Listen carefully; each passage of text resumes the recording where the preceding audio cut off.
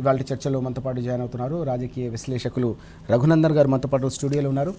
అలాగే మనతో పాటు జూమ్లో జాయిన్ అవుతున్నారు బీఆర్ఎస్ నాయకులు మాజీ ఎమ్మెల్యే బొల్లం మల్లయ్య యాదవ్ గారు. నమస్తే ఇద్దరు కూడా. ముందుగా మల్లయ్య గారు, మనం చూస్తూ ఉన్నాం మేడిగడ్డకు సంబంధించిన వ్యవహారం ఎట్టకేలకు 2 ఏళ్ల కాలయాపన తర్వాత అన్ని వైపుల నుంచి కూడా పెద్ద ఎత్తున ఒత్తిడి పెరిగి రైతాంగం కూడా పెద్ద ఎత్తున ప్రభుత్వంపై ఒత్తిడి పెంచిన తర్వాత మేడిగడ్డ రిపేర్ కోసం ప్రభుత్వం ఒక అడుగు వేసిన సందర్భం కనిపిస్తోంది. దిక్కుతోచని సర్కార్కు చివరికి మేడిగడ్డే దిక్కైందని చెప్పేసి ఈరోజు పత్రికల్లో మనం ప్రధానంగా వార్తలు చూస్తూ ఉన్నాం. ఇన్నాళ్ల పాటు వేల టీఎంసీల నీళ్ళన్నీ కూడా గోదావరి నీళ్ళని వృధాగా పోయిన సందర్భాన్ని కూడా మనం చూసాం. లక్షలాది ఎకరాల పంటలు నష్టపోయిన సందర్భాన్ని కూడా మనం చూసాం. ఎట్లా చూడాలి ఈ పరిణామాన్ని? ఎట్టకేలకు జరిగిన ఈ పరిణామాన్ని మనం ఎట్లా అర్థం చేసుకోవాలి? ఈరోజు అందరికీ ముందస్తుగా ప్యానెల్లో ఉన్న మీ అందరికీ, రెండోది వీక్షిస్తున్న తెలంగాణ యావత్ ప్రజానికానికి టీవీ న్యూస్ ఛానల్ ద్వారా దసరా శుభాకాంక్షలు. అందరికీ మేలు జరగాలని, అమ్మవారి అనుగ్రహం అందరికి ఉండాలని చెప్పేసి కోరుకుంటున్నాను. థ్యాంక్ యూ అండి. మీకు కూడా ఈ తెలంగాణ సస్యశ్యామలం కావాలని ఎటువంటి ప్రకృతి వైపరీత్యాలు వాటిల్లినా ఎటువంటి ఇబ్బంది వ్యవసాయానికి రావద్దనే ఆలోచనతోనూ ముందస్తుగా ముందు చూపుగా నీటికి ప్రాధాన్యత ఇచ్చి ప్రాజెక్టులు కట్టాలనే ఆలోచనతోని అత్యంత వేగంగా 3 సంవత్సరాలలో ప్రాజెక్టు పూర్తి చేసిన కాళేశ్వరాన్ని ఈరోజు అపవాదుల పాలు చేయాలని, బురద జల్లాలనే ఒక ఆలోచన కాంగ్రెస్ ప్రభుత్వం, రేవంత్ సర్కార్ చేస్తా ఉంది. దాంట్లో భాగంగానే ఒకవైపు ఎన్డీఎస్ఏ రిపోర్ట్ కూడా ఉంది. కుంగిపోయిన పిల్లలను రిపేర్ చేసుకోవచ్చు, మేడిగడ్డ కానీ సుందిళ్ళ కానీ మిగతావన్నీ కూడా వాడుకోవచ్చు అని చెప్పిన తర్వాత కూడా కేవలం వాళ్ళ అసమర్థతతో గత ప్రభుత్వం అని బీఆర్ఎస్ ని బద్నాం చేయడానికి, బురద జల్లటానికి, రైతాంగం మీద వివక్షతోని ఇప్పటి వరకు నీళ్లు ఇవ్వకుండా కాలయాపన చేసింది, చేతులు దులుపుకునే ప్రయత్నం చేసింది. రైతాంగం అవగాహన ఉంది కాబట్టి ఈ రోజు ఒత్తిడి చేసి అవసరమైతే మేమే మీటర్లు ఆన్ చేసుకుంటాం, ప్రజా ఉద్యమం కూడా లేస్తుంది అని చెప్పి తెలిసిన తర్వాత ఈ రోజు వ్యవసాయ రంగానికి నీళ్లు ఇవ్వక తప్పనిసరి పరిస్థితులలో వాళ్ళు కూడా ముందస్తుగా ఒక అడుగు చేసే ప్రయత్నం చేస్తా ఉన్నారు. అది ఎంతవరకు ముందు పడుతుంది అనేది చూడాలి. కేవలం ఈ రోజు అభివృద్ధి అనేది గాలి కుదిలేసి ప్రజల రైతుల సంక్షేమాన్ని పక్కకు పెట్టి రాజకీయ ప్రయోజనాల కోసమే వాళ్ళు చేయలేని అసమర్థతని కప్పిపుచ్చుకోవడానికి గత ప్రభుత్వం చేసిన, బీఆర్ఎస్ చేసిన, కేసీఆర్ గారు చేసిన పనులని కనుమరుగు చేసే ప్రయత్నం చేస్తున్నారు. దీనివల్ల రైతాంగానికి ఎంత నష్టం జరుగుతుంది? ఏ కళలు కానీ తెలంగాణని సాధించుకున్నామో అన్ని రకాల వనరులుండి, అవకాశాలుండి, నీళ్లుండి, కరెంటు సృష్టించుకోగలిగిన శక్తి ఉండి ఈ రోజు వివక్షకు గురైన ఈ తెలంగాణని, రైతాంగాన్ని, అన్ని వర్గాల ప్రజల్ని కరువు కాటకాల నుంచి బయటపడేయాలి, ఎడారిగా ఉన్న ఈ తెలంగాణని సస్యశ్యామలం చేయాలని కళలు కానీ సాధించుకున్న ఈ తెలంగాణ బాపుగా ఉన్న కేసీఆర్ గారు చేసిన పరిపాలనలో అన్ని అగ్రభాగాన, దేశంలో అగ్రభాగాన చిన్న రాష్ట్రమైనా, కొత్తగా ఏర్పడ్డ రాష్ట్రమైనా తెలంగాణ ముందుకు దూసుకెళ్తుంటే మార్పు అనే పేరు మీద అనేక రకమైన సాధ్యంగానే హామీలు ఇచ్చి ప్రజల్ని మభ్యపెట్టి అరచేతులు వేయకుండా చూసి అధికారంలోకి వచ్చిన వాళ్ళు ఈరోజు పరిపాలన చేతగాక గాలి కుదిలేసి గాడి తప్పిన ఈ పరిపాలనని ఎట్లా సరిపెట్టుకోవాలన్న చేతగాక గత ప్రభుత్వం అని చెప్పేసి కేసీఆర్ గుర్తుల్ని రూపుమాపుతామని చెప్పేసి ఏదో రకంగా బురద తల్లే ప్రయత్నం చేస్తున్నారు తప్ప అభివృద్ధి మీద కానీ, చేసిన ప్రాజెక్టులను నడిపించుకునే విషయంలో కానీ, ఒప్పజెప్పిన పనులని ఇంకా కొనసాగింపుగా చేయటం కానీ, ఈ తెలంగాణ ప్రజానికం కోసం, రైతాంగం కోసం, అన్ని వర్గాల అభివృద్ధి కోసం, అభ్యున్నతి కోసం చేయట్లేదు. వాళ్ళ రాజకీయ లబ్ధి కోసం కుర్చీని కాపాడుకునే ప్రయత్నంలో వాళ్ళ అసమర్థతని కప్పిపుచ్చుకోవడానికి గత ప్రభుత్వం వైఫల్యాలని చెప్పడానికి ప్రయత్నం చేస్తుంది. ముమ్మాటికి ప్రజా ఉద్యమం లేవాల్సిన అవసరం ఉంది. ఈ రోజు రైతాంగం కూడా ఎక్కడ చూసినా కానీ మంచిగా వచ్చే కాళేశ్వరాన్ని చెడగొట్టే ప్రయత్నం చేస్తా ఉన్నారు. నీళ్లు ఇచ్చిరు, మాకు నీళ్లు వచ్చినాయి, కాళేశ్వరం వచ్చిన తర్వాతనే మా పంటలు మేము వేసుకోగలిగినాం, బీళ్ళని సదును చేసుకోగలిగినాం, రాళ్ళు రప్పలు గుట్టలు మాయమైపోయినాయి, ఈ రోజు సదును చేసుకొని వ్యవసాయం చేసుకుంటున్నాం, మమ్మల్ని క్షేమంగా ఉన్న మమ్మల్ని ఈ రోజు మీరు ఇబ్బంది పెడుతున్నారు అని చెప్పేసి ప్రభుత్వం మీద కూడా తిరుగుబాటు రైతులు చేస్తున్నారు. కాబట్టి ఈ రోజు మేము రిపేర్లు చేస్తామని ముందుకు వస్తున్నారు. ఇది ముమ్మాటికి రైతు వ్యతిరేక ప్రభుత్వం అని చెప్పేసి ఇప్పటికే అన్ని ఏ రకంగా చూసినా ధాన్యం కొనుగోలులో బోనస్ ఇవ్వలేదు, రుణమాఫీ సగం చేసి సగం చేయలేదు, ఈ రోజు రైతు బీమా రెన్యువల్ చేసే పరిస్థితి లేదు, చచ్చిపోయిన రైతును ఆదుకునే పరిస్థితి లేదు. ఈ రకంగా అన్ని విషయాలలో పసిగట్టిన రైతాంగం ఈ రోజు తిరుగుబాటుకు సిద్ధమైంది. బీఆర్ఎస్ కూడా దానికి సన్నద్ధమవుతుంది. కాబట్టి తప్పనిసరి పరిస్థితుల్లో ఆ నిర్ణయానికి ముందుకు వస్తూ ఉన్నారు. ఎస్, చాలా కీలకమైన అంశం ఇది. పూర్తి స్థాయిలో అన్ని వైపుల నుంచి ఒత్తిడి పెరుగుతుంది కాబట్టి ప్రభుత్వం మెడలు వంచి ప్రజాక్షేత్రంలో రైతాంతా కూడా ఒత్తిడి పెంచిన నేపథ్యంలోనే ప్రభుత్వం దిగిరాక తప్పని పరిస్థితి నెలకొందని చెప్పేసి మల్లయ్య గారు స్పష్టంగా చెప్తా ఉన్నారు. ఇక్కడ రఘునందన్ గారు మనం చూస్తున్నాం, స్థానిక ఎన్నికలు కూడా రాబోతున్న పరిస్థితి కూడా మనం చూస్తూ ఉన్నాం. ఈ క్రమంలో కూడా ఆ ఒత్తిడి కూడా ప్రభుత్వంపై పెద్ద ఎత్తున పెరుగుతున్న సందర్భం కూడా మనం చూస్తున్నాం. అయితే మేడిగడ్డకు సంబంధించిన వ్యవహారంలో గతంలో అనేక రకాల విమర్శలు చేసిన పరిస్థితి కూడా కనిపించింది, ఇటు కాంగ్రెస్ కావచ్చు అటు బీజేపీ కావచ్చు. కానీ చివరికి మేడిగడ్డే ఈరోజు తెలంగాణకు దిక్కని చెప్పేసి మరోసారి రుజువుతున్న ఈ సందర్భాన్ని ఎట్లా చూడాలి? కాళేశ్వరంపై ఇంతకాలం పాటు చేసిన ఈ విమర్శలకు వారు సమాధానం చెప్పాల్సిన అవసరం లేదంటారు. తప్పకుండా. మొదటగా టీ న్యూస్ సిబ్బందికి, ప్రేక్షకులకు, యావత్ తెలంగాణ ప్రజలకు విజయదశమి శుభాకాంక్షలు. గాంధీ జయంతి సందర్భంగా జాతిపితను స్మరించుకుంటూ వారికి నివాళులు అర్పిస్తున్నాను. అండ్ అట్లాగే జై కిసాన్ జై జవాన్ నినాదంతో దేశాన్ని ముందుకు నడిపించిన లాల్ బహదూర్ శాస్త్రి గారి జయంతి సందర్భంగా నివాళులు అర్పిస్తున్నాను. ఈ లాల్ బహదూర్ శాస్త్రి గారిని స్మరించుకుంటూ జై కిసాన్ నినాదం ఎప్పుడు ఆయన ప్రధానమంత్రిగా ఉన్నప్పుడు తీసుకున్న నినాదం అప్పుడు స్టార్ట్ చేసి ఇంతవరకు ఇంకా మన రాష్ట్రంలో అయితేంది, దేశంలో అయితేంది ఎంత దయనీయమైన పరిస్థితిలో రైతులు ఉన్నారనేది గుర్తించాల్సిన అవసరం ఉంది. నిన్నగాక మొన్న ఎన్సీఆర్బి అండ్ ఈ రైతు ఆత్మహత్యల విషయంలో వచ్చిన డేటాని మనం చూస్తే తెలంగాణ 95.84% ఆత్మహత్యలు తగ్గిపోయినాయి. 94.84% ఇది డేటా అయితే ఉందో అది ఇయర్ టు ఇయర్ కంపారిజన్లో ఉన్న డేటా.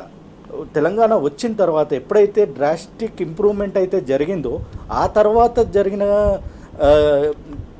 ఆత్మహత్యలు అంటూ ఏం లేవు. క్యాస్కేడింగ్ ఎఫెక్ట్ వల్ల జరిగి ఉంటాయి ఎంతో ఆ రిమైనింగ్ పర్సంటేజ్ కూడా. ఎందుకు ఈ మాట చెప్పాల్సి వస్తుంది అంటే తెలంగాణ రైతుల్ని కాపాడుకోవడానికి ఎంత ఖర్చైనా పెడతాం, ఎంతటి ఖర్చుకైనా వెనకాడం, ఎంతటి విద్యుత్ బిల్లులకైనా వెనకాడం అని చెప్పేసి ప్రకటించిన ఘనత ఏదైనా రాష్ట్ర ముఖ్యమంత్రికి ఉందంటే అది కేసీఆర్ గారిది. ఆ కాపాడుకునే క్రమంలో కట్టిన తెలంగాణ వరప్రదాయని కాళేశ్వరాన్ని అనేక రకాల దుష్ప్రచారాల కింద వీళ్ళు ప్రచారం చేసేసి దాంట్లో లబ్ధి పొందేందుకు ఎన్నికల సమయంలో చేశారు, అంతకు ముందు చేశారు. ప్రభుత్వంలోకి వచ్చాక వాళ్లకు దాని విలువ అర్థమైన తర్వాత కూడా ఇదే దుష్ప్రచారాన్ని కంటిన్యూ చేస్తూ దాన్ని 4,500 కోట్ల బ్యారేజీని ఆ బ్యారేజీలో కేవలం 300-400 కోట్లతో రిపేర్ చేయగలిగిన బ్లాకులని, పిల్లర్స్ని వాళ్ళు దాన్ని మేడిగడ్డను ఒక రాజకీయ గడ్డగా మార్చేసి దాని చుట్టూ రాజకీయం నడిపేసి పూర్తి కాళేశ్వరమే విఫల ప్రయోగం అనే విధంగా పూర్తి కాళేశ్వరం విఫల ప్రయోగం తర్వాత వీళ్ళ దుష్ప్రచారం ఎట్లా ఉంది అంటే తెలంగాణ ఒక విఫల ప్రయోగం అనే చూపించే దిశగా వీళ్ళ ప్రయాణం నడుస్తుంది. ఇప్పుడు అట్లీస్ట్ ఒక అడుగు ముందు పడ్డదంటే ఆ అడుగులో కూడా ఎంత కుట్ర దాగున్నది అనేది ఒకసారి చూస్తే ఎక్స్ప్రెషన్ ఆఫ్ ఇంట్రెస్ట్ ఏం అవసరం ఉంది దానికి?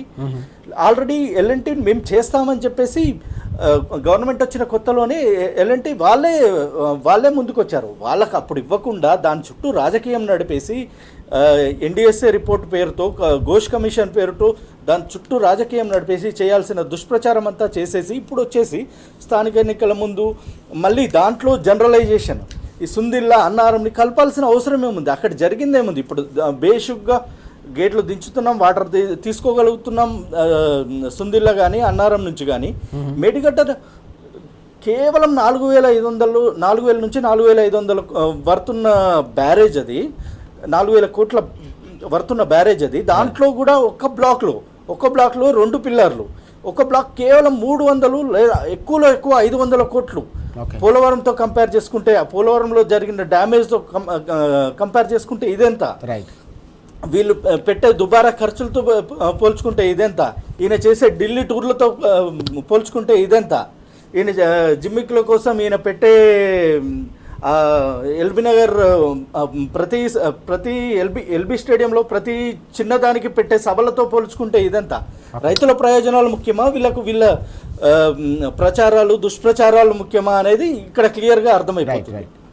ఎస్, మనం చూస్తున్నాం పూర్తి స్థాయిలో పరిస్థితులు చూస్తూ ఉంటే పూర్తి స్థాయిలో కేవలం ఈ వ్యవహారం అంతా కూడా స్థానిక ఎన్నికలకు సంబంధించిన వ్యవహారంతో ముడిపడినట్టుగా కూడా అనుమానాలు వ్యక్తమవుతున్న అంశం కూడా మనం చూస్తూ ఉన్నాం. కానీ ఈ 2 ఏళ్ల పాటు మాత్రం రైతులకు తీవ్రమైన అన్యాయం చేశారు, రైతాంగానికి సంబంధించిన గొంతు కోశారు.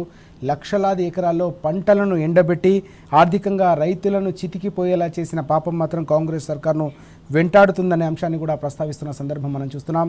కేవలం మేడిగడ్డలోని 2 పిల్లర్లను రిపేర్ చేయాల్సింది పోయి మొత్తం వ్యవహారంపై ఈవోఐని పిలవడం అనే దానిపై కూడా అనేక రకాల అనుమానాలు వ్యక్తమవుతున్నాయని చెప్పేసి రఘునందన్ గారు చెప్తా ఉన్నారు. దీంతో పాటుగా రైతులను పూర్తిగా అరుగోసపెట్టిన ప్రభుత్వంపై తప్పకుండా ప్రజాక్షేత్రంలో ఉద్యమానికి సిద్ధమైన నేపథ్యంలోనే ప్రభుత్వం ఈ అడుగు వేసిందని చెప్పేసి మల్లయ్య గారు కూడా స్పష్టంగా చెప్తున్న అంశాన్ని మనం చూస్తూ ఉన్నాం.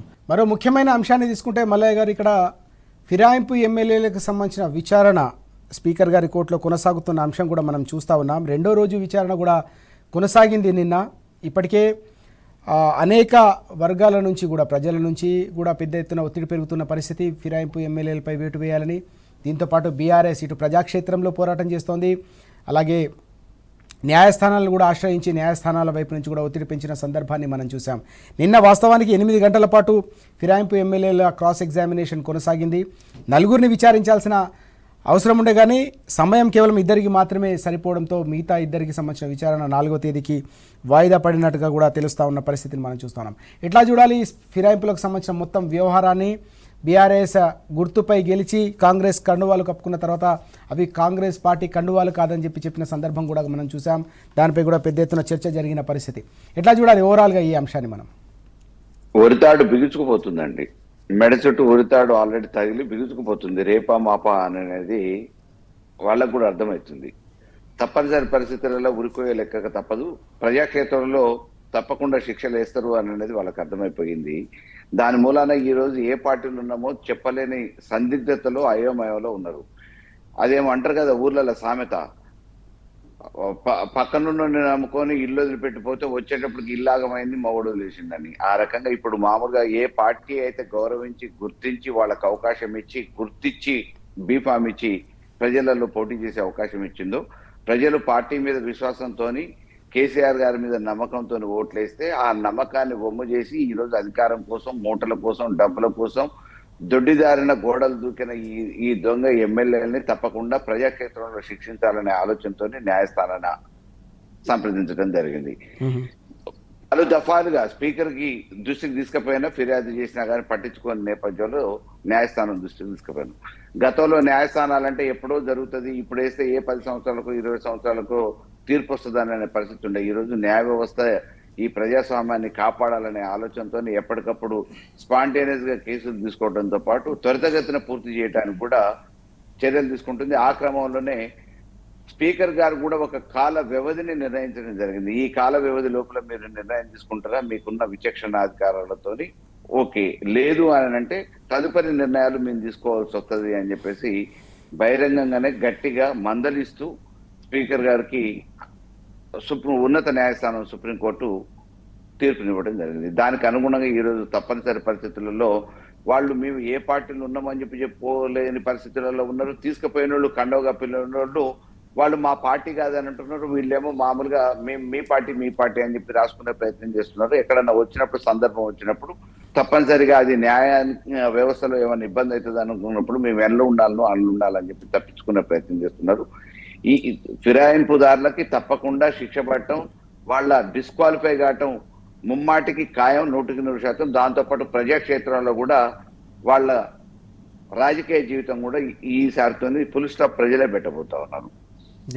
డెఫినెట్ గా ఇది మంచి నిర్ణయం. ఎస్, మల్లయ్య గారు చెప్పినట్టు ప్రజాక్షేత్రంలో కూడా తప్పకుండా దీనికి గుణపాఠం చెప్పబోతున్నారని చెప్పేసి స్పష్టంగా చెప్తున్న సందర్భాన్ని మనం చూస్తున్నాం. రఘునందన్ గారు, ఇక్కడ ఫిరాయింపులకు సంబంధించిన వ్యవహారంపై ముందు నుంచి కూడా దాదాపు 2 ఏళ్ల నుంచి కొనసాగుతున్న ఈ వ్యవహారంపై బీఆర్ఎస్ ముందు నుంచి పోరాటం చేస్తూనే ఉంది. న్యాయస్థానాలను కూడా ఆశ్రయించిన సందర్భాన్ని మనం చూసాం. విచారణ ప్రస్తుతం కొనసాగుతున్న పరిస్థితి అయితే కనిపిస్తూ ఉంది. పెద్ద ఎత్తున సమాధానాలు కూడా చెప్పలేకుండా వారంతా కూడా ఉక్కిరి బిక్కిరయ్యారనే వివరాలని మనం ఎట్లా చూడాల్సిన అవసరం ఉంది? మన గ్రామీణ తెలంగాణలో ఒక సామెత ఉంది, దొంగది కాదు దొడ్లకి రాదు. ఇది వీళ్ళ పరిస్థితి ఈ మాదిరిగా తయారైంది. నా గర్కా నా ఘాట్కా. వీళ్ళు ఏమనుకోని చెప్పేసి ఆ పార్టీలకు పోయారు, ఏ హామీలతో ఆడికి పోయారు, ఏమి ఆ తర్వాత ఎంత బూమరంగా అయింది అనేది క్లియర్గా వాళ్ళ మానసిక పరిస్థితి, ఏ పార్టీలో ఉన్నామని చెప్పుకోలేని మానసిక పరిస్థితిని బట్టి అర్థమవుతుంది. అయితే ఎన్నికలకు ముందు దేశం మొత్తం తిరుగుతూ రాహుల్ గాంధీ చేసిన ప్రచారం ఏంది, ఒక రాజ్యాంగ ప్రతిని పట్టుకొని ఈ రాజ్యాంగాన్ని రక్షిస్తాం, ఇప్పటికీ కూడా వాళ్ళు ఏదైనా మీటింగ్ పెడితే రాజ్యాంగాన్ని రక్షిస్తామని గట్టి అరుపులు పెడబొబ్బలు పెడుతున్నారు. సరే, మీరు అధికారంలో ఉన్న రాష్ట్రంలో ఏం చేస్తున్నారు? Speaker is a constitutional chair and legislature రాజ్యాంగబద్ధంగా రాహుల్ గాంధీ గారు తండ్రి గారు రాజీవ్ గాంధీ గారు తెచ్చిన చట్టమే కదా ఫిరాయింపుల నిరోధక చట్టం. దానికి కూడా కనీస గౌరవం లేకుండా వాళ్ళ కాంగ్రెస్ పార్టీ తెచ్చిన చట్టాన్ని కాంగ్రెస్ పార్టీ గౌరవించలేని పరిస్థితి ఉన్నది. ఇది ఆఖరికి ఎంత స్థాయికి దిగజారారు అంటే ఆ కండువాలే మావి కావు, అవి ఏవో దేవుడు కండువాలని చెప్పుకునే కాంగ్రెస్ పార్టీకి ఒక రకమైన కండువా కూడా లేదు అని చెప్పుకునే స్థాయికి దిగజారారు. తప్పకుండా ప్రజాక్షేత్రంలో వీళ్ళకు శిక్ష పడాల్సిందే, అది తప్పకుండా పడుతుంది. ఈ పోరాటం ఇది వీళ్ళు ఆ ఇంటికాకి ఈ ఇంటి మీద వాలకూడదు అని చెప్పేసి రేవంత్ రెడ్డి గారు అన్న మాటలు ఉన్నాయి. పార్టీ మారిన ఎమ్మెల్యేలని రాళ్లతో కొట్టండి అని చెప్పేసి మాట్లాడిన మాటలు ఉన్నాయి. ఇవన్నీ పక్కకు పోయినా కూడా ఏం చేస్తున్నారు?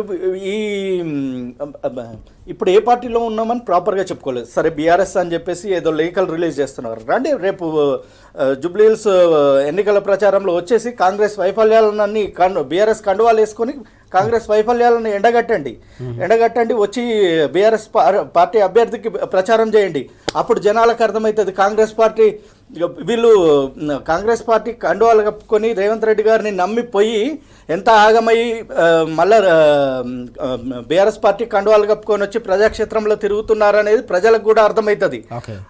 మీరు ఒకవేళ బీఆర్ఎస్ పార్టీలో కనుక ఉన్నట్లయితే ఈ పని చేసి చూపించండి.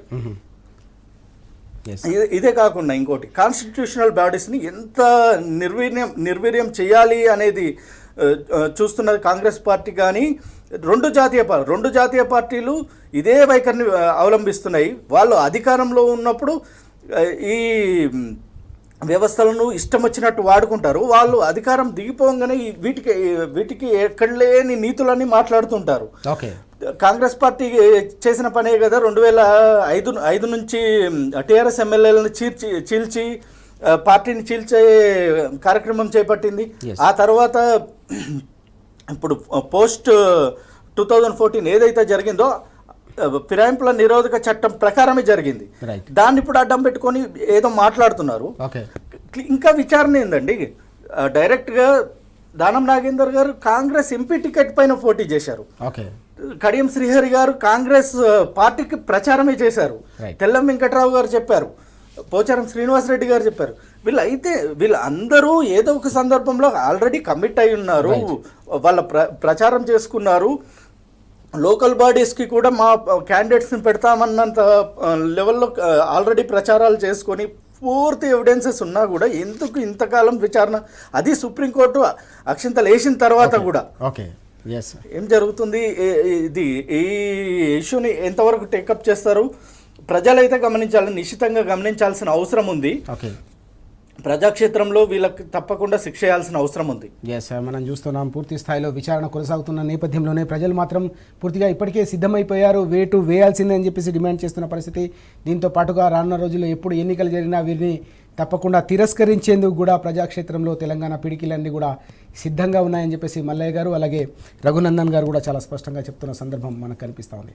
మరొక కీలకమైన అంశం కనిపిస్తుంది మల్లయ్య గారు, ఇక్కడ ఉద్యోగులకు సంబంధించి కేంద్ర ప్రభుత్వానికి సంబంధించిన ఉద్యోగులకు 3% డిఏ పెంచాలని చెప్పేసి ఒక కీలకమైన నిర్ణయం తీసుకుంది. ఈ క్రమంలో తెలంగాణకు సంబంధించి తెలంగాణ ప్రభుత్వ ఉద్యోగులంతా కూడా ఎదురు చూస్తూ ఉన్నారు. దాదాపు దేశంలోనే ఎప్పుడు ఎక్కడ ఏ రాష్ట్రంలో లేని విధంగా 5 డిఏలను ఈ ప్రభుత్వం పెండింగ్లో ఉంచిందనే అంశం ఉద్యోగుల్లో ఆగ్రహానికి కారణమవుతున్న పరిస్థితి. తెలంగాణ ఉద్యమంలో కేసీఆర్ గారితో కలిసి భుజం కలిపి ఉద్యమంలో కదం తొక్కిన ఉద్యోగులను కడుపులో పెట్టి చూసుకున్న సందర్భం మీరు కూడా చూశారు. ఉద్యమ సందర్భంగా తెలంగాణ ప్రగతి ప్రస్థానంలో వారికి 73% పిఆర్సీ ఇచ్చిన సందర్భం కూడా మనం చూసాం. దేశంలో ఎక్కడ కూడా లేని పరిస్థితి. తెలంగాణ ఉద్యోగులను చూసుకున్న సందర్భం. కానీ కనీసం డిఏలు కూడా పెంచకుండా, డిఏలు కూడా ఇవ్వకుండా 5 డిఏలను పెంచడాన్ని ఎట్లా చూడాల్సిన అవసరం ఉంది, పెండింగ్లో ఉంచడాన్ని ఎట్లా చూడాల్సిన అవసరం ఉంది. దీన్ని నిన్న హరీష్ రావు గారు కూడా దీనిపై మండిపడిన సందర్భం. 5 డిఏలను ఎగ్గొట్టిన మీరు ఎప్పుడు ఇస్తారో సమాధానం చెప్పాలని చెప్పేసి డిమాండ్ చేసిన అంశం కూడా మనకు కనిపిస్తూ ఉంది. ఈ మధ్య కాలంలో ఉద్యోగస్తులు డిమాండ్ చేస్తే చెప్పిండు కదా, నన్ను కోసుకొని తిన్నా కానీ ఏం కాదు, అప్రమేయంగా ఉంది రాష్ట్రం, మేమేం చేయలేము అని చెప్పేసి ఏవేవో ఉదాహరణలు చెప్పిండు. ఆఖరికి అప్పులోడు ఏ రకంగా మామూలుగా ఇంటి మీద పడితే బాకీ లోడు వచ్చిన తర్వాత ఇక నన్ను ఏం చేసుకుంటారో చేసుకోరని చెప్పేసి ఊర్లలో సామాన్యుడు బట్టలు ఇప్పేసి ఏ రకంగా అంటాడో, ఒక ముఖ్యమంత్రి హోదాలో ఉండి ఉద్యోగస్తులకు ఆ సమాధానం చెప్పిన మహానుభావుడు ప్రథమ ముఖ్యమంత్రి నాకు తెలిసి దేశంలో రేవంత్ రెడ్డి గారు ఒక్కళ్ళే ఉండొచ్చు కాంగ్రెస్ సర్కార్.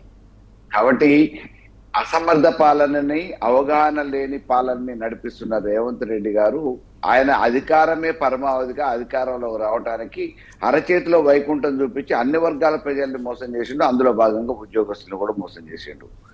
మరి పూర్తి స్థాయిలో అవగాహన ఉన్న ఉద్యోగస్తులు కూడా ఎట్లా మోసపోయారో అర్థం కావట్లేదు. ఎవరో నిరక్షరాస్యులు, లేకపోతే ఇంతో అంతో 1000-2000 రూపాయలు పెన్షన్ వచ్చేటోళ్ళు, లేకపోతే రైతు బంధు వచ్చేటోళ్ళు కేసీఆర్ గారి కంటే అదనంగా ఇస్తా అంటున్నారు కాబట్టి మామూలుగా ఒకసారి చూద్దామని చెప్పి ఆలోచన చేశారు. కానీ సంపూర్ణంగా చదువుకొని అనునిత్యం లెక్కల మీద అవగాహన ఉండి ఈ రాష్ట్ర ఆర్థిక పరిస్థితి గురించి తెలిసి ఈ రాష్ట్రంలో ఏం చేయగలుగుతారు ఏం చేయలేరు అని చెప్పి అవగాహన ఉన్న ఉద్యోగస్తులు కూడా ఆయన ట్రాప్ లో ఏ రకంగా పడ్డారో తెలియదు. ఆ రోజు అయోమయంలో గురై రేవంత్ రెడ్డి గారిని నమ్మి, ఆయన చెప్పిన హామీల్ని నమ్మి, ఆయన ఇస్తా అన్న అరచేతిలో వైకుంఠం చూపించింది కాబట్టి అన్ని హామీల్ని నమ్మి కాంగ్రెస్ కి అనుకూలంగా ఉద్యోగ సంఘాలన్నీ కూడా పనిచేసినాయి. ముమ్మాటికి అందులో ఏ మాత్రం కూడా అవాస్తవం లేదు, వాస్తవ విరుద్ధం కాదు. చేసినాక అధికారంలోకి తీసుకొచ్చిన తర్వాత ఈ రోజు చెయ్యలేక, తన తప్పును తాను చెప్పుకోలేక ఉద్యోగస్తులు కూడా నన్ను కోసుకొని తిన్నా కానీ ఏ రావు అని చెప్పేసి బహిరంగంగా చెప్పాడు. ఇంకా అంత మామూలుగా బహిరంగంగా బట్టలు ఇప్పేసి చెప్పేసిన తర్వాత ఎవరేం చేయగలుగుతారు? ఎవడన్నా అప్పించినోడు కూడా వసూలు చేసుకోవడానికి ఇంటికాడికి వస్తే ఇవ్వాలి, కాకపోతే రేపు కాకపోతే ఎల్లుండి ఒక 2 రోజులు వాయిదాతో ఇస్తా అని అంటే కొద్దిగా సరే ఏదో బాధపడుతున్నావు, లేకపోతే ఆ వాయిదా కోసం చూస్తాడు.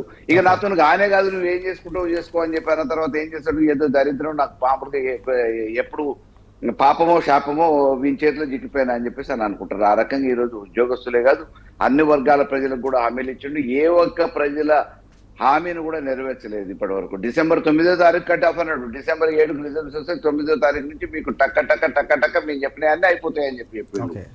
9వ తారీఖు అయిపోయినాక 100 రోజులు అన్నాడు. 100 రోజులు అయిపోయినాక ఈ అంటికి 700 రోజులు దగ్గర ఇంతవరకు అతి లేదు గతి లేదు. ఎవరు ఏమడిగినా పట్టించుకునే పరిస్థితి లేదు. లాఠీ ఛార్జీలు, పోలీసు కేసులు, దుమ్మీలు, పోలీసు బలగాలతో పర్యటనలు. ప్రజాప్రతినిధులు గ్రామాలలో పోవాలంటే పోలీసు బలగాలు కావాలి. ముఖ్యమంత్రి ఎక్కడికన్నా పర్యటనకు పోవాలంటే పోలీసు పహారాల మధ్యలో.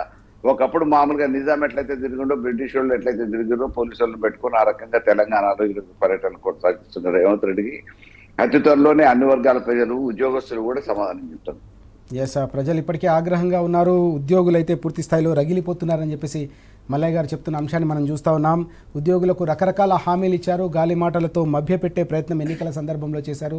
22 నెలలు గడిచినా కూడా ఒక్క డిఏ కాదు, ఏకంగా 5 డిఏలు పెండింగ్లో పెట్టి వారిని అరిగోస పెడుతున్న అంశానికి సంబంధించి తప్పకుండా వారికి గుణపాఠం తప్పదని చెప్పేసి హెచ్చరిస్తున్న సందర్భం కూడా మనం చూస్తూ ఉన్నాం. రఘునందన్ గారు, ఇక్కడ వాస్తవానికి కేంద్ర ప్రభుత్వానికి సంబంధించిన నిర్ణయం నేపథ్యంలోనే మరోసారి తెలంగాణకు సంబంధించిన ఉద్యోగుల డిఏలకు సంబంధించిన అంశం, ఇతర అనేక కీలకమైన సమస్యలు కూడా పెండింగ్లో ఉన్న పరిస్థితి, చర్చల పేరిట వారిని పెరగడం, ఏదో రకంగా మళ్ళీ కాలయాపన చేయడం, మళ్ళీ పెండింగ్లో పెట్టిన అంశం కూడా కనిపిస్తుంది. ఉద్యోగులు దానిపై కూడా రగిలిపోతూ ఉన్నారు. ఎట్లా చూడాలి ఈ అంశాన్ని? మనం గతంలో 10 ఏళ్ల ప్రగతి ప్రస్థానంలో ఉద్యోగులను చూసుకున్న తీరు, ప్రస్తుతం కాంగ్రెస్ హయాంలో ఉద్యోగులు ఎదుర్కొంటున్న ఇబ్బందులను మనం ఎట్లా అర్థం చేసుకోవాలి? ముందుగా ఒక్క విషయం ఏంటంటే, ఈ దేశంలో 2014 ముందు 14 ఎన్నికల్లో అంతకుముందు ఒక పాపులర్ స్లోగన్ ఏంది అంటే గుజరాత్ మోడల్ అని చెప్పేసి పాపులర్ స్లోగన్, గుజరాత్ మోడల్ లాగా దేశాన్ని అభివృద్ధి చేస్తామనే స్లోగన్ వచ్చింది కదా. గుజరాత్లో శాలరీస్ అండ్ వేజెస్కి పెట్టే రెవెన్యూ ఖర్చు ఎంత అంటే దాదాపు 17 నుంచి 18 వేల కోట్లు. ఏ తెలంగాణ అయితే న్యూ బర్న్ తెలంగాణలో శాలరీస్ అండ్ వేజెస్కి పెట్టే ఖర్చు దాదాపు 38 నుంచి 39 వేల కోట్లు. గుజరాత్ కంటే 2.5% ఎక్కువ, 2 రెట్లు ఎక్కువ. ఇది ఎందుకు అంటే ఈ పెరిగిన శాలరీస్ పిఆర్సి మనం కేంద్ర ప్రభుత్వ ఉద్యోగులతో సమానంగా లేదా అంతకు మించి ఇస్తామన్న ఉద్యమ ప్రామిసెస్ ఉన్నాయి, అవి చేశాం. అవి చేసిన తర్వాత పెరిగిన జీతాలు, ఆ తర్వాత వచ్చిన ప్రామిసెస్, ఏదైనా కొంచెం ఇబ్బంది జరిగితే, కొంచెం డిలే జరిగితే, పోస్ట్ కోవిడ్ ప్రపంచం మొత్తం స్తంభించిన సమయంలో వల్నరబుల్ సెక్షన్స్ని ప్రయారిటీగా తీసుకొని పెన్షనర్లు అయితే ఏంటి, మిగతా సొసైటీలో వల్నరబుల్ సెక్షన్స్ని ప్రయారిటీగా తీసుకున్నందువల్ల కొంచెం ఒక 5 రోజులు 10 రోజులు శాలరీ డిలే అయితే అయి ఉండొచ్చు. అంతే తప్పితే ఏనాడు ఎవరిని ఇబ్బంది పెట్టిన గత 10 ఏళ్లలో చూడలేదు. ఇప్పుడు ఏం జరుగుతుంది అంటే లాస్ట్ ఉన్న 2 డిఏలను 2 డిఏలనే ఐ రిమెంబర్, వీటిని అధికారంలో రాగానే వెంబడే రిలీజ్ చేసేస్తాం. అన్నీ డిసెంబర్ 9 లోపు అయిపోతాయి, అన్ని 100 రోజుల్లోపు అయిపోతాయి, అంతా చూమంతారు ఇట్లా అయిపోతుంది. వీటన్నింటికి ఫండ్ సైడ్కి వెళ్ళి తెస్తారని చెప్పేసి క్వశ్చన్ చేస్తే, మాది 120 ఏళ్ళ చరిత్ర ఉన్న పార్టీ, మాకు పరిపాలనలో చాలా పెద్ద ఎక్స్పీరియన్స్ ఉంది, మేము అన్ని మొబిలైజ్ చేస్తాం, అన్ని మ్యాజిక్ చేసేస్తామని చెప్పేసి చెప్పుకున్నారు. అన్ని వర్గాలను మోసం చేసినట్టే వీళ్ళని మోసం చేశారు. వీళ్ళని మోసం చేశారు అనడం కరెక్ట్ కాదు,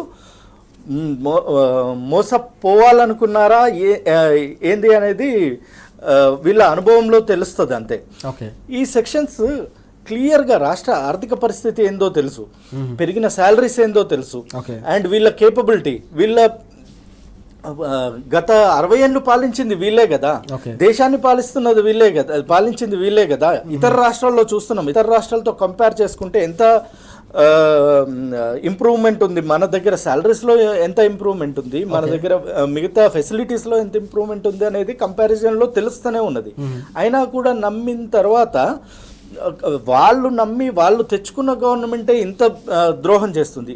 5 డిఏలు ఇచ్చేయడం,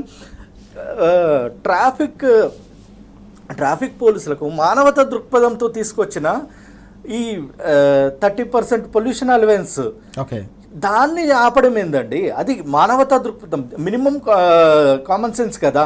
అది ఆపడము, సరెండర్ లీవ్స్ ఆపడము, డిఏలు ఆపడము, వాళ్ళ డే టు డే యాక్టివిటీస్, ఎందుకంటే వీటిపైన వాళ్ళు డిపెండ్ అయి ఉంటారు.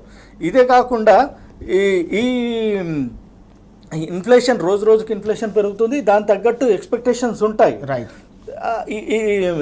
ఇవి తీసుకోవడమే కాకుండా మీదికెళ్ళి వీళ్ళ మీద దాడులు క్వశ్చనింగ్ ఏ లెవెల్కి వెళ్ళింది అంటే, ఇంకా ఒక కొన్ని డిపార్ట్మెంట్స్లోకి అయితే ఇక వేరే ఏం క్వశ్చన్ చేయొద్దు అనే లెవెల్లో ఒక భయభ్రాంతుల వాతావరణం పాలనలో కనిపిస్తున్నది. మనం చూస్తా ఉన్నాం, పూర్తి స్థాయిలో తెలంగాణకు సంబంధించిన ఉద్యోగులు మాత్రం తమ సమస్యలు పేరుకుపోవడం పట్ల కనీసం 5 డిఏలు పెండింగ్లో ఉన్నా కూడా కనీసం ప్రభుత్వం స్పందించకపోవడంపై మాత్రం ఆగ్రహం వ్యక్తం చేస్తున్న సందర్భం కనిపిస్తుంది. కేంద్ర ప్రభుత్వం 3% డిఏ పెంచాలని ఒక కీలకమైన నిర్ణయం తీసుకున్న నేపథ్యంలో మరి మా సంగతి ఏంటని చెప్పి రాష్ట్ర ప్రభుత్వ ఉద్యోగులు రాష్ట్ర ప్రభుత్వాన్ని సూటిగా ప్రశ్నిస్తున్న సందర్భం, ముఖ్యమంత్రిని సూటిగా ప్రశ్నిస్తున్న సందర్భం కనిపిస్తూ ఉంది. రాష్ట్ర ఉద్యోగులకు ఎందుకు మీరు ఈ రకంగా అన్యాయం చేస్తున్నారని చెప్పేసి బీఆర్ఎస్ పక్షాన కూడా నేతలు ప్రశ్నిస్తున్న సందర్భం మనం చూస్తున్నాం. ఎమ్మెల్యేలు అలాగే ఇతర ప్రజాప్రతినిధులంతా కూడా ఒత్తిడి పెంచుతున్న సందర్భం కూడా ప్రజాక్షేత్రంలో కనిపిస్తోంది. ఉద్యోగులు తప్పకుండా రానున్న ఏ ఎన్నికలు జరిగినా కూడా ప్రభుత్వానికి తప్పకుండా దీనిపై ఒక సమాధానం కావచ్చు, ఒక గుణపాఠం చెప్పేందుకు మాత్రం సిద్ధంగా ఉన్నట్టు స్పష్టంగా మనకు అర్థమవుతున్న పరిస్థితి మనం చూస్తూ ఉన్నాం. మల్లయ్య గారు, విద్యార్థులకు సంబంధించిన మరొక కీలకమైన అంశం కూడా కనిపిస్తోంది. ప్రభుత్వ ఉద్యోగులకు సంబంధించిన 5 డిఏలే కాదు, చివరికి ఫీజు రీఎంబర్స్మెంట్కు సంబంధించిన బకాయిలు కూడా పేరుకుపోతున్న పరిస్థితి కనిపిస్తూ ఉంది. ఇందులో భాగంగానే ప్రైవేటు కాలేజీలకు సంబంధించిన యాజమాన్యాలన్నీ కూడా అల్టిమేటం జారీ చేశాయి. దాదాపు 1000 కోట్ల రూపాయలు విడుదల చేస్తే తప్ప కాలేజీలను మేము నడపలేం, 13వ తేదీ నుంచి కాలేజీలు పూర్తిగా బంద్ చేస్తాం, ఇక నుంచి మంత్రులతో కాదు ముఖ్యమంత్రితోనే నేరుగా చర్చలకు పిలిస్తే వెళ్తాం తప్ప లేకపోతే చర్చల ప్రసక్తే లేదని చెప్పేసి అల్టిమేటం జారీ చేసిన సందర్భం కూడా మనకు కనిపిస్తోంది. ఎట్లా చూడాలి? కాంగ్రెస్ పార్టీ గతంలో సమైక్య రాష్ట్రంలో ఉన్నప్పుడు కాంగ్రెస్ పార్టీ అమలు చేసిన పథకం ఫీజు రీయింబర్స్మెంట్, బీఆర్ఎస్ హయాంలో కేసీఆర్ గారు కూడా దాన్ని కొనసాగించారు, మంచి కార్యక్రమాల్ని కొనసాగిస్తామని అసెంబ్లీ సాక్షిగా కూడా ప్రకటించిన సందర్భం. కానీ సొంత పార్టీకి సంబంధించిన ఒక ప్రభుత్వ కార్యక్రమాన్ని కూడా ముందుకు సాగని తీరును, ఆ బకాయిలను పేరుకుపోతున్న తీరును మనం ఎట్లా చూడాలి? ప్రభుత్వం మారిన తర్వాత 2 సంవత్సరాల నుంచి విద్యార్థుల బకాయిలు అన్ని కళాశాలలకి అన్ని స్థాయిలలో ఐటీఐ, టెక్నికల్, ఇంజనీరింగ్ అన్ని కళాశాలలో ఫీజు రియంబర్స్మెంట్ ఇవి దాదాపుగా 1500 కోట్ల బకాయిలు ఉన్నాయని చెప్పేసి ఈ రోజు అన్ని విద్యా సంస్థలకు సంబంధించిన అధినేతలు బయటకు వచ్చి ధర్నాలు చేస్తాము, లేకపోతే మేము కళాశాలలు బంద్ చేస్తామని చెప్పి ఇటీవల కాలంలో పోయిన నెలలో మాట్లాడటం జరిగింది. దానికి మంత్రులు సంప్రదించి మేము 500 కోట్ల రూపాయలు వెంటనే విడుదల చేస్తాం, మీరు సహకరించండి అని అంటే వాళ్ళు దానికి అనుకూలంగా స్పందించి అది సహకరించే ప్రయత్నాలు మళ్ళీ కొనసాగించారు కళాశాలల్ని. కానీ ఆ అన్న మాటను కూడా నిలబెట్టుకోలేరు. 2 సంవత్సరాల నుంచి ప్రభుత్వం వచ్చిన తర్వాత ₹1 ఫీజు బకాయిలు ఇవ్వకుండా వేల కోట్ల రూపాయల తర్వాత కూడా చెప్పండి, వినిపిస్తుంది. మాట ఇచ్చిన తర్వాత కూడా ఆ మాటను నిలబెట్టుకునే పరిస్థితి ఈ ప్రభుత్వానికి లేదు. ఇచ్చిన మాటను నిలబెట్టుకునే పరిస్థితి. ఇటు గ్రామీణ వాతావరణం నుంచి విద్యార్థులు ప్రోత్సహించడానికి ఆర్థికంగా బలోపేతం లేని కుటుంబాలకు ఉపయోగపడాలనే ఒక ఆలోచనతో ప్రభుత్వం ఫీజు రియంబర్స్మెంట్ పథకాన్ని ప్రవేశపెడితే ఎంతో మంది గ్రామీణ వాతావరణంలో ఉన్న దళిత బిడ్డలు, బహుజన బిడ్డలు అందరూ కూడా వచ్చేసి విద్యా సంస్థలలో ఈ రోజు మామూలుగా కళాశాలలో చదువుకుంటా ఉంటే ఇవాళ టీచింగ్ స్టాఫ్ కి శాలరీస్ పే చేయలేని పరిస్థితులలో మేము ఉన్నాం. ఫీజు రియంబర్స్మెంట్ లేదు, ఇటు విద్యార్థుల నుంచి మాకు ఫీజులు రావట్లేదు, వాళ్ళ టీచింగ్ స్టాఫ్ కూడా శాలరీస్ పే చేసే పరిస్థితులలో మేము లేకుండా ఉన్న దుస్థితులలో ఈ రోజు ప్రభుత్వాన్ని డిమాండ్ చేస్తున్నాం అని చెప్పి వాళ్ళ రోడ్లకు ఎక్కితే ఇటు వాళ్ళకి ఇవ్వకుండా విద్యార్థుల జీవితాన్ని కూడా గాలి కొదిలేసి ఈ రోజు బరిపెట్టే ప్రయత్నం చేస్తా ఉంది ఈ ప్రభుత్వం. వీళ్ళకి ఎంతసేపు దేని మీద హామీ ఇచ్చినామో హామీని ఎట్లా నిలబెట్టుకోవాలి లేదు. ఈ గురుకుల పాఠశాలలో చూసినాం, రెంటెడ్ బిల్డింగ్స్ కి వచ్చేసి ఓనర్స్ తాళాలు వేసారు, కిరాయిలు చెల్లించట్లేదు అని చెప్పేసి. మేము ఎన్ని రోజులు భరించాలా, ఎన్ని రోజులు ఆగాలని చెప్పేసి ఈ రోజు గవర్నమెంట్ ఆఫీసులు, సబ్ రిజిస్టార్ ఆఫీసులలోకి వచ్చేసి ఎక్కడెక్కడైతే కిరాయిలకు నడుస్తున్న బిల్డింగ్లు, ప్రభుత్వ కార్యాలయాలు అక్కడికి వచ్చి ఆ ఓనర్లు తాళాలు వేసి మేము నడవనీయము, ఎందుకు ఎప్పటికప్పుడు వీళ్ళు దేని మీద దృష్టి పెడుతున్నారు, ఎట్లా సీటును కాపాడుకోవాలి, పదవులను ఎట్లా కాపాడుకోవాలి, ఢిల్లీ వాళ్ళని ఎట్లా ప్రసన్నం చేసుకోవాలి, ఇక్కడ ఈ రాష్ట్రాన్ని ఎట్లా కొల్లగొట్టాలి, ఇక్కడ వసూలు చేసిన పైసలు డబ్బుల మూటలు మామూలుగా ఢిల్లీ అధిష్టానానికి పంపించేసి మా పదవులను ఎట్లా కాపాడుకోవాలి, ఇల్లు ఎట్లా చక్కబెట్టుకోవాలి, ఎట్లా సంపాదించుకోవాలనే ఒక ఆలోచన మీద ఉన్నారు తప్ప ఇచ్చిన హామీలు నెరవేర్చే విషయంలో కానీ, విద్యార్థుల భవిష్యత్తు గురించి కానీ, వృద్ధుల భవిష్యత్తు గురించి కానీ, మహిళలకు ఇచ్చిన 2500 గురించి కానీ, రైతాంగంకి ఇచ్చిన హామీల గురించి కానీ, యూరియా గురించి కానీ ఏ ఒక్క విషయం గురించి కూడా వాళ్ళు ఆలోచించే పరిస్థితి, సమయం వాళ్ళకు దొక్కట్లేదు. ఎందుకంటే వాళ్ళ పదవులు కాపాడుకునే ప్రయత్నంలో ఉన్నారు, డబ్బులు ఎట్లా సంపాదించుకోవాలనే ఆలోచనలో ఉన్నారు తప్ప ఈ అధికారాన్ని అడ్డం పెట్టుకొని దీపం ఉన్నప్పుడే ఇల్లు ఎట్లా చక్క పెట్టుకోవాలని కాంగ్రెస్ వాళ్ళందరూ ఇవాళ అవినీతికి ఏ రకంగా అవకాశం ఉందో అవినీతి ద్వారాలన్నీ తెలిసి డబ్బులు సంపాదించుకున్న పనులు ఉన్నారు తప్ప ప్రజల్ని బాగు చేసే ఆలోచన లేరు. విద్యార్థుల భవిష్యత్తుని రేపు అంధకారంలో పడేసే పరిస్థితి ఈ ప్రభుత్వం ద్వారా వచ్చేటట్టున్నది. ఎందుకంటే కళాశాల యాజమాన్యాలు అందరూ కూడా మేము భరించలేని పరిస్థితులలో ఈ రోజు జీతభత్యాలు కూడా ఇవ్వలేని పరిస్థితులలో మేము ఉన్నాం. ప్రభుత్వం వెనుంటనే మా బకాయిలు చెల్లించాలని అంటుంది. విద్యార్థులు అయోమయ పరిస్థితులలో రేపు మా భవిష్యత్తు ఈ అకాడమిక్ ఇయర్ ఏమవుతుందనే ఆందోళనలో విద్యార్థుల తల్లిదండ్రులు ఉన్నారు. గ్రామీణ వాతావరణం నుంచి వచ్చిన వాళ్ళందరూ కూడా దీని మీదనే ఆధారపడి ఫీజు రియంబర్స్ మీద ఆధారపడి చదువుకుంటున్న వాళ్ళు వేలాది లక్షలాది మంది విద్యార్థులు ఉన్నారు. వీళ్ళని అందరినీ ఆదుకోవాల్సిన ప్రభుత్వం ఈ రోజు చేతులు ఎత్తేసి నాటకాలు చూస్తూ ఉంది. కాబట్టి ఈ రాష్ట్రాన్ని, అన్ని వర్గాల ప్రజల్ని మోసం చేస్తున్న ఈ రాష్ట్రాన్ని కాపాడగలిగిన దేవుడు మరి ఎప్పుడు ప్రత్యక్షమవుతాడో, ఏ రూపంలో దేవుడు వస్తాడో కానీ ఈ రాష్ట్రాన్ని కాపాడగలిగినోడు ఇక దేవుడే. ఎస్, నిజంగానే మీరు చెప్పినట్టుగా కాలేజీలకు సంబంధించిన యాజమాన్యాలకు సంబంధించిన సమస్య మాత్రమే కాదు, ఇది విద్యార్థులు లక్షలాది మంది సంబంధించిన విద్యార్థులకు సంబంధించిన సమస్య. విద్యార్థుల తల్లిదండ్రులు కూడా ఈరోజు ఆందోళనలో ఉన్నారని చెప్పేసి మల్లయ్య గారు స్పష్టంగా చెప్తా ఉన్నారు. విద్యార్థుల భవిష్యత్తుతో చెలగాటమాడుతున్న ప్రభుత్వం వెంటనే ఈ బకాయిలను విడుదల చేసి విద్యా వ్యవస్థను గాడిన పెట్టాలని చెప్పేసి డిమాండ్ చేస్తున్న సందర్భం కూడా మనం చూస్తూ ఉన్నాం. రఘునందన్ గారు, విద్యార్థులకు సంబంధించిన కీలకమైన సమస్యను మనం ఎట్లా అర్థం చేసుకోవాల్సిన అవసరం ఉంది? ఇంత భారీ స్థాయిలో బకాయిలు పేరుకుపోతూ ఉన్నాయి. కాంగ్రెస్ పార్టీ అమలు చేసిన పథకాన్ని కూడా కొనసాగించలేని దయనీయమైన పరిస్థితి. బీఆర్ఎస్ అమలు చేసిన అనేక పథకాలకు ఇప్పటికే పాతరేశారు. దానిపై ప్రజాక్షేత్రంలో ప్రజల నుంచి పెద్ద ఎత్తున ఆగ్రహం వ్యక్తమవుతుంది. 6 గ్యారంటీలు కావచ్చు, 420 సంబంధించిన హామీలు కూడా అమలు కావట్లేదనే ఒక ఆగ్రహం. మరోవైపు ఫీజు రీయింబర్స్మెంట్కు సంబంధించిన బకాయిలు, విద్యార్థుల భవిష్యత్తు ఆడుతున్న ఈ చెలగాటాన్ని ఎట్లా అర్థం చేసుకోవాలి? ఎప్పుడైతే అధికారం చేపట్టారో కేసీఆర్ గారి ఆనవాళ్ళు తుడిచేస్తామని చెప్పేసి బీరాలు పోయారు, దానికి సంబంధించిన విధ్వంసం దుష్ప్రచారాలన్నీ చేస్తూనే వచ్చారు. కనీసం వాళ్ళ కాంగ్రెస్ ప్రభుత్వం ప్రవేశపెట్టిన అంబులెన్సులు, ఈ ఆరోగ్యశ్రీ కానీ ఫీజు రియంబర్స్మెంట్ కానీ, అంబులెన్స్లో డీజిల్కి డబ్బులు లేవు, అంబులెన్సులు నెట్టుకుపోతున్నారు, ఆ పరిస్థితులు చూస్తున్నాం. ఈ ఫీ రియంబర్స్మెంట్ బకాయిలు కనీసం వీళ్ళు అధికారం చేపట్టినప్పటి నుంచి ఉన్న బకాయిలన్నా చెల్లించలేదు. వీళ్ళు ప్రామిస్ చేసే 500 కోట్లు ప్రామిస్ చేసిన అవి కూడా రిలీజ్ చేయక విద్యార్థుల భవిష్యత్తుతో చెలగాటమాడుతున్నారు. ఇక్కడ ఇంకొక చిన్న ప్రస్తావన ఏంటంటే, డబ్బులు లేవు కాబట్టి ఇవ్వలేకపోతున్నామని ఏదో రీజన్స్ చెప్తున్నారు. నన్ను చీరిన పైసలు వెళ్ళదే అని చెప్పేసి. ఎందుకు లేవు డబ్బులు ఏమైనాయి? రెవెన్యూ ఆదాయం ఎందుకు పడిపోతుంది? రాష్ట్రంలో రెవెన్యూ ఆదాయం గత 2 ఏళ్ల క్రితం ఉన్న రెవెన్యూ ఆదాయం ఇప్పుడు ఎందుకు లేదు, ఎందుకు పడిపోతుంది? జిఎస్టీ వసూళ్లు ఎందుకు తగ్గినాయి? మీరు మీ చెత్త పాలన వల్ల, మీ ల్యాండ్ ఆర్డర్ సరిగా మెయింటైన్ చేయకపోవడం వల్ల బిజినెస్లు తగ్గి, మీరు భయభ్రాంతులకు గురి చేయడం వల్ల మార్కెట్లో రొటేషన్ తగ్గి రెవెన్యూ ఆదాయం ఆటోమేటిక్గా గవర్నమెంట్కి జిఎస్టీల రూపంలో, పన్నుల రూపంలో రావాల్సిన రెవెన్యూ ఆదాయం పడిపోయింది. ఇది మీ చేతగానితనం. దీన్ని కప్పిపుచ్చుకునేందుకు వేరే ఏవో రీజన్స్ చెప్తున్నారు. ఇదే సందర్భంలో అర్జెంటుగా ఇప్పటికిప్పుడు ప్రైవేట్ పీపీపీలో కాంట్రాక్ట్లో ఉన్న ఎల్ఎన్టీని మెట్రో నుంచి తప్పించాల్సిన అవసరం ఎక్కడికెళ్ళొచ్చింది. 2,000 కోట్లు మెట్రోకి ఎక్కడి నుంచి తెచ్చి కడతారు? 13,000 కోట్ల అప్పు భారాన్ని మోస్తూ 2,000 కోట్లు ఎక్కడి నుంచి కడతారు?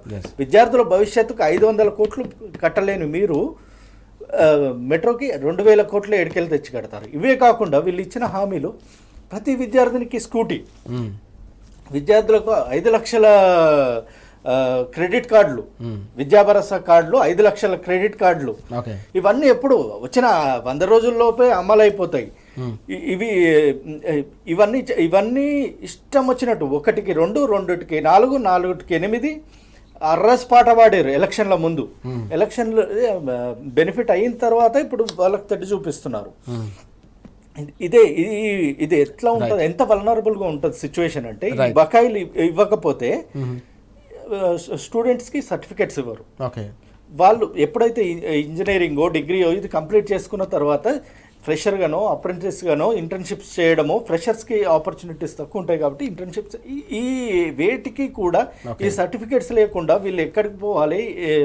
వాళ్ళు విద్యా సంవత్సరం వేస్ట్ చేసుకోవాల్సి వస్తుంది. నెక్స్ట్ గ్యాప్ వస్తుంది, ఎడ్యుకేషన్కి ఎంప్లాయ్మెంట్కి గ్యాప్ వస్తుంది. దానికి ఎక్స్ప్లెనేషన్ ఇచ్చుకోవాలి. అక్కడే మనం చెప్తారా? ఆ ఇంటర్వ్యూలో చెప్పొస్తుందా? మా సీఎం సారు ఈ ఫండ్స్ రిలీజ్ చేయలేడు, అట్లా సర్టిఫికేట్ ఆగిపోయింది, అందుకే సంవత్సరం గ్యాప్ వచ్చిందని చెప్పుకొస్తుందా? అది చెప్పుకుంటే ఏమన్నా పద్ధతిగా ఉంటుందా? అదే కాకుండా ఈ ఫీ రియంబర్స్మెంట్ మాత్రమే కాకుండా ఈ వీళ్ళకు 2 లక్షల ఉద్యోగాలు అని చెప్పేసి చెప్పున్నారు కదా, ఆ 2 లక్షల ఉద్యోగాల్లో సర్టిఫికేట్లు లేకుండా ఏమన్నా ఉద్యోగాలు ఇచ్చేది ఉందా? వెరిఫికేషన్కి పంపిస్తున్నారు కదా ఇప్పుడు. ఇచ్చిన చిన్న చితక ఉద్యోగాలకు కూడా ఈ సర్టిఫికెట్లు, ఫీ రియంబర్స్మెంట్ క్లియర్ చేయకుండా, సర్టిఫికెట్లు తీసుకోకుండా వెరిఫికేషన్ చేస్తారా?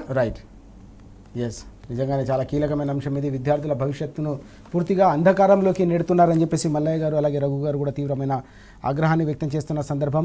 బీఆర్ఎస్ అమలు చేసిన అనేక ప్రతిష్టాత్మకమైన పథకాలకు పాతరేసి ఇప్పటికే ప్రజలను అరిగోస పెడుతున్న ఈ కాంగ్రెస్ సర్కార్ చివరికి తమ పార్టీ గతంలో అమలు చేసిన పథకాలను కూడా కొనసాగించలేక చేతులెత్తేయడం అనేది అత్యంత దుర్మార్గమైన చర్య. తప్పకుండా దీనికి ప్రజలు సమాధానం చెప్తారని కూడా హెచ్చరిక చేస్తున్న సందర్భాన్ని మనం చూస్తున్నాం.